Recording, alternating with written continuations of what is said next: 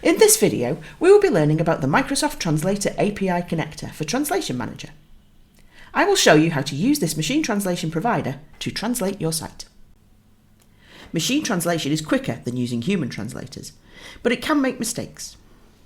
A machine translator may not be able to see the different contexts that make it better to use one translation of a word over another. The Microsoft connector will pass your website through to Microsoft's Translator API, and there it will be translated and passed back into Umbraco through Translation Manager.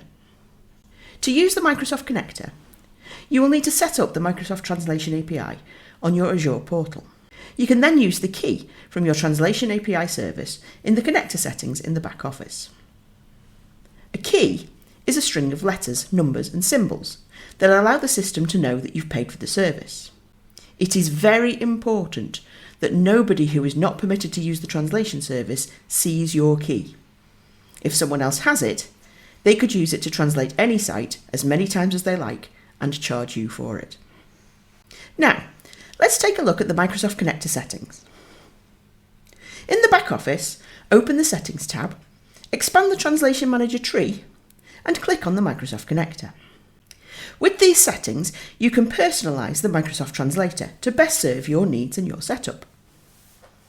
Every setting does something different, but most of the time the default settings will be good enough. Underneath the API key, you can choose which global API endpoint to use. Your API endpoint may change if you are using a custom API for a custom translator.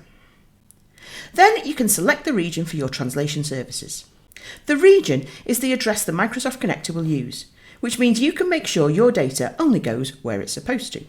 Under that is throttling. Here, you can adjust the number of milliseconds between calls to avoid API throttling and help everything run smoothly.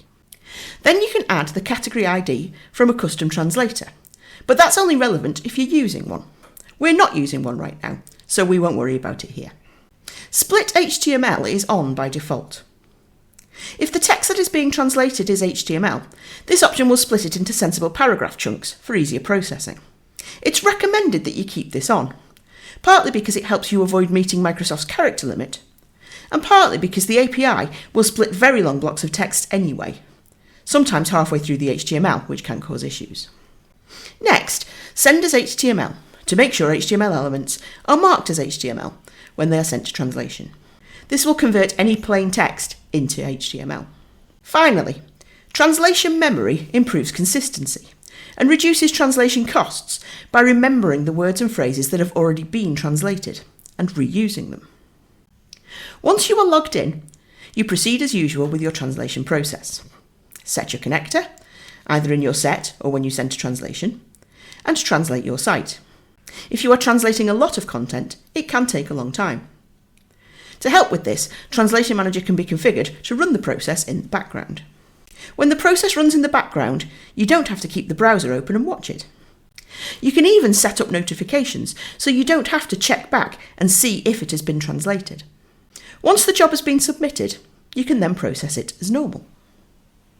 Now everything is in your desired language.